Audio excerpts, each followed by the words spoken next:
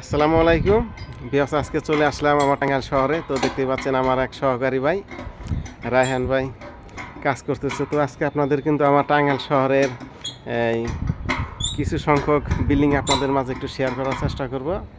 হয়তো দেখতেই পাচ্ছেন এই হচ্ছে একটি বিল্ডিং। এই বিল্ডিংটা হচ্ছে 11 তলা বিল্ডিং। আর আমি এখন যে বিল্ডিংয়ে দাঁড়িয়ে আছি এই বিল্ডিংটা হচ্ছে আপনার হচ্ছে 7 তলা বিল্ডিং। তারপরে আপনাদের হয়তো আরও অনেক বিল্ডিং আপনাদের মাঝে একটু শেয়ার করার চেষ্টা করব। হয়তো দেখতেই পাচ্ছেন।